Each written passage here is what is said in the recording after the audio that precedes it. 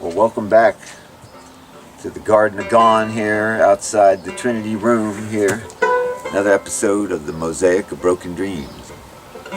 We have a new, actual Mosaic of Broken Dreams.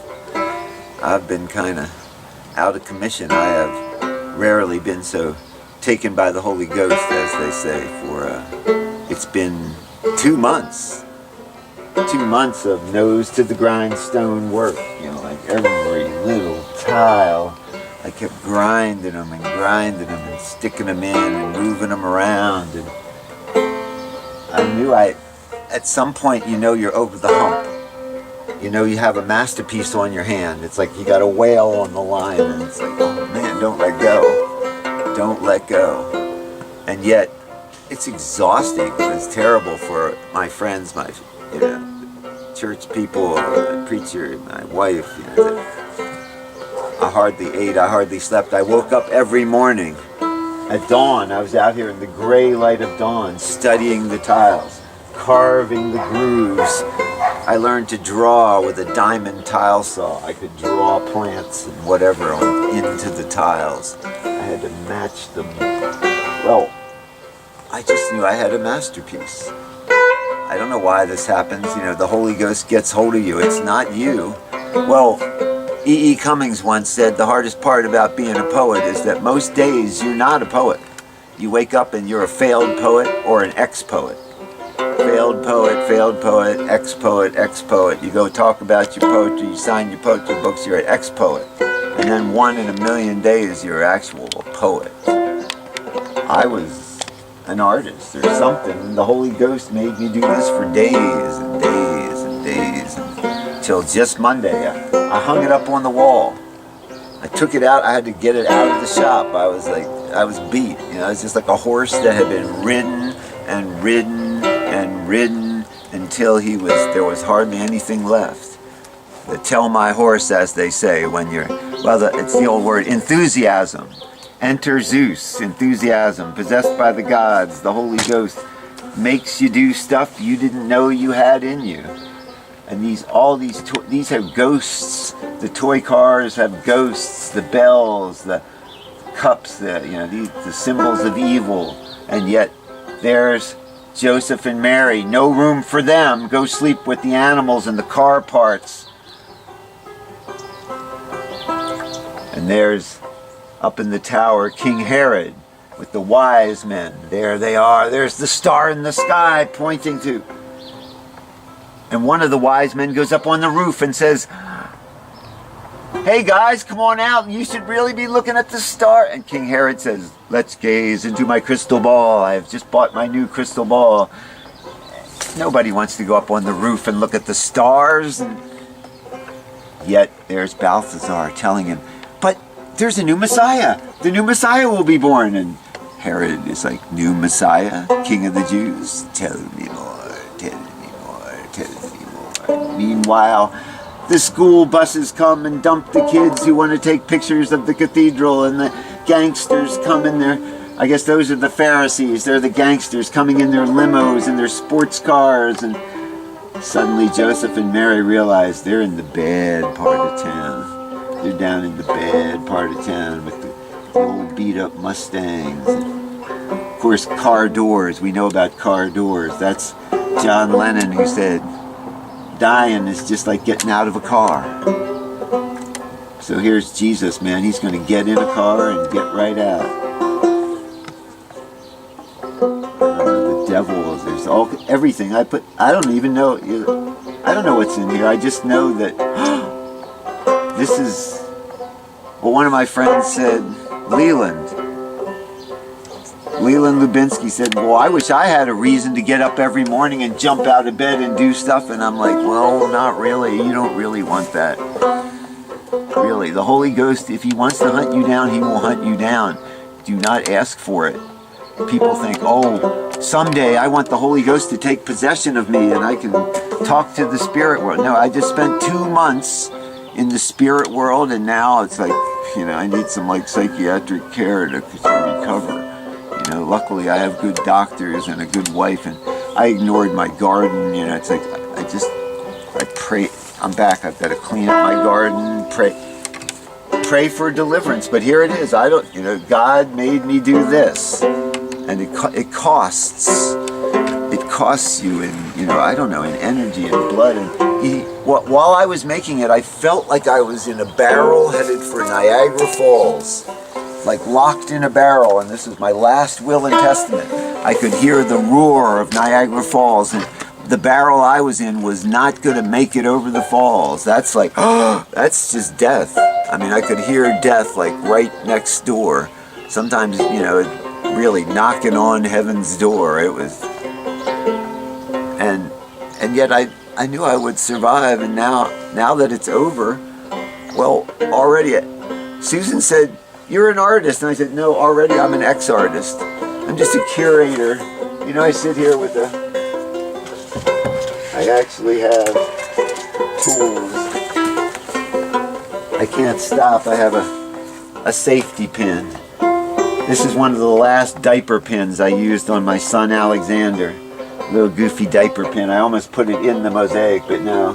I sit here scratching grains of sand slowly. Look, there's still some that need cleaning. Little grains of sand. It's like I just want to still be an artist. Please, look, I'm still an artist. Look, there's still some cleaning up to do. There's still some sweeping up to do. There's still, or look, I could take the drill and put another little tile in there. I could keep drilling it and going on, but no. Sometimes you realize it's over, man, it's over. It tells the story. The saxophone angel sings the final song to an empty courtyard. I remember when I used to be the saxophone angel in New York City. I was that guy. There were two kinds of saxophone music when you play in the city. There's the kind where you're playing for money right on the street, blowing in people's faces, playing Christmas carols. And then there's the kind where you climb up on a bridge somewhere, way up, and you get someplace where the saxophone echoes and bounces, parking ramps, or there's weird places in cities where the horns echo, and nobody sees you, nobody knows who you are. You aren't going to get any money in your sax case for that. You just blow and blow and blow, and this Holy Ghost takes possession of you. I used to have a little alto sax, and I'd blow and blow. Sometimes the police would find me and arrest me, but usually I was up on the top of some bridge or hidden in some subway tunnel or in some parking ramp, hidden away. That's what this guy's doing. He's blowing, and he knows everyone can hear him, but nobody can see him. It's like the Presbyterians. They put the music in the back, up in the balcony. You're not supposed to look at them. Just hear the heavenly sounds coming down. Like, sometimes I start talking and I hear banjo sounds coming out of my orange trees. The banjo sounds from nowhere. It's, that's the Holy Ghost playing the background music for people he doesn't even see. Not begging for money with a Christmas carol. No, he's playing the Holy Ghost, and people think, who is that sax player? What is that? They hear it coming from, I don't know, rooftops. It happens in New York. There's always some cat going crazy with a trumpet or a sax. He's announcing that the Lord is being born, but nobody notices. Really, Peter Bruegel painted a lot of paintings like this. There's Jesus being crucified, but everybody's busy and nobody notices. There's, all kinds. There's, John the Baptist. Nobody notices. Or there's Icarus crashing out of the sky and his wings, and the guy's plowing his field. Nobody notices. Miracles are happening, and everybody's like too busy trying to get to the next thing that they saw on their phone, the thing that they have to go buy at the shopping center. It's like most of the time when these mythological stories happen right in front of us, nobody notices. So that's what this is, see? Nobody will even notice them. This picture's so pretty, nobody's going to even notice them. And so actually I had a vision. I have to do the crucifixion. But I have to do the crucifixion. There he is, Jesus being nailed up, and there's a couple people watching, but mostly everybody's going about their business and nobody notices. Like those guys in Peter Bruegel's windmill. They're so busy running the windmill, they don't notice Jesus being crucified. He's just like, they're too busy. They got work to do. And so it is with us. We have work to do, and yet, I don't know, you get old, and sometimes for 2 months, I lived in the spirit world, and I brought back a trophy. You know, this is like another trophy of God. God sends messages in a bottle or something. This is what this is, messages in a bottle. Messages, I don't know, if I ever get reincarnated, I'll come and find this thing again. Something like that, if I'm resurrected. This is the message I leave. And all I know is when they bulldoze this garden, somebody will take this. You know, it's something about mosaics. If you paint pictures, oh man, people throw them away. I've seen great painters die with 100 paintings in their closet. Great paintings. Their kids throw them away. Nobody throws away mosaic. I don't know why it is. People are like, even bad mosaics. So that's why I work in this. It ruins your hands. It's no fun to make mosaics. I don't recommend it. It's no fun. It's fun to paint. You can paint, as Da Vinci said, you can paint oil paints in your velvet doublet. I took off my overalls. I wore those stupid overalls for weeks. Woke up every morning, I had 3 pairs of overalls. They'd be covered with cement. At the end of the day, I just take my clothes off. And I washed literally the grit from this out of my ears. I was full of sand and grit from the saw. Until finally, well, John says, there's no such thing as a finished artwork. Just abandon. And so it is with this video. I could talk forever, but I don't know. There it is. And so we will just abandon this video and leave you to look at the remains of the day, or the months I spent in the spirit world and brought it back alive. Here we are in the garden. We have a guest singer here in the Mosaic of Broken Dreams. Our guest today is singing with John is Trinity Conley. She's going to be singing one of her original songs, Snakes.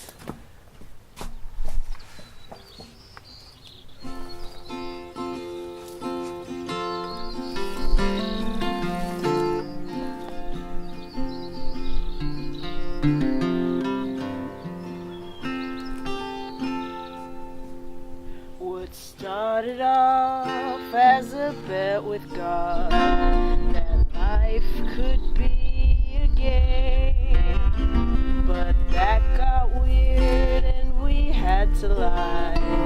So who could take the blame? The snakes,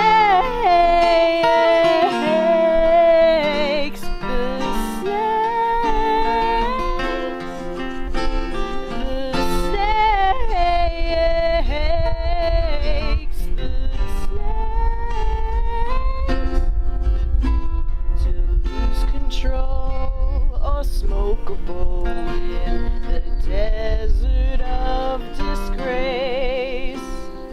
Something always has to go and never find a place. The snakes,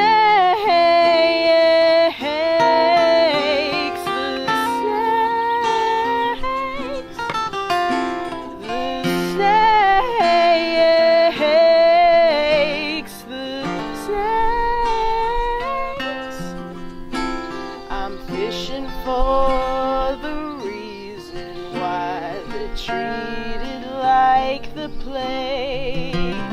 You couldn't help be a bit shady as the one with no arms or legs. The snakes, the snakes, the snakes, the snakes, the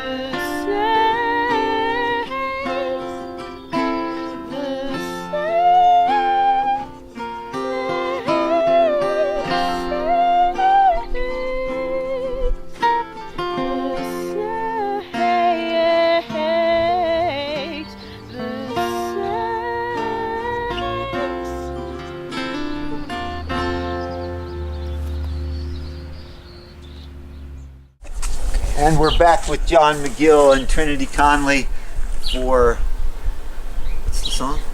Night Alone. Night Alone.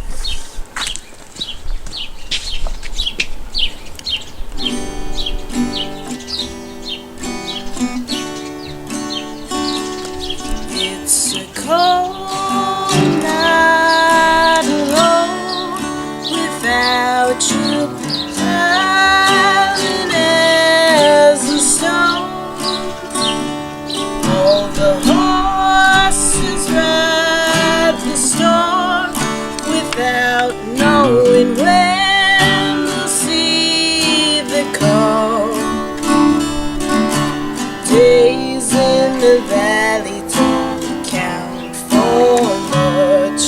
All of my dreams turn into dust. It's a cold night alone without you. Me and the moon roam alone.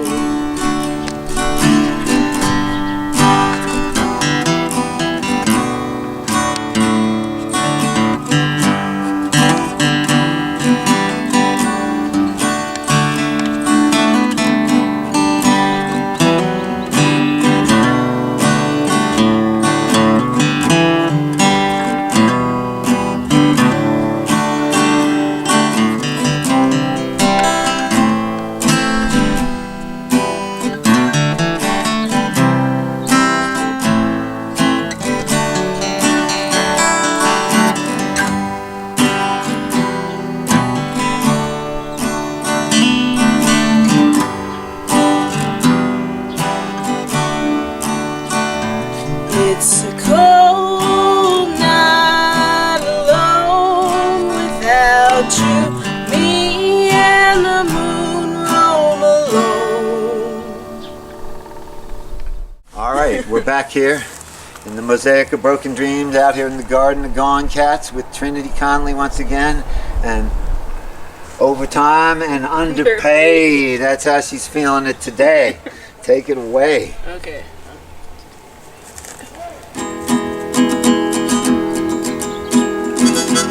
Overtime and underpaid. I just waste days away, holding out on a better gig.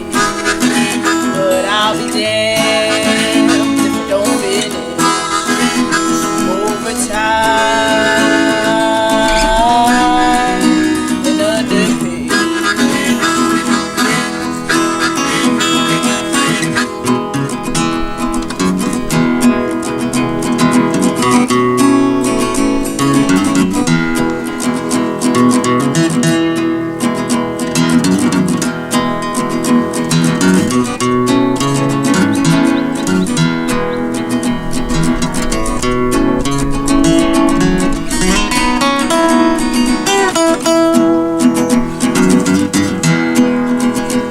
I've been here about 2 years. It's been a ride, doubting me. And I could say I'm just here for laughs, but this smile will fade without more cash. Overtime and underpaid. Go off, baby.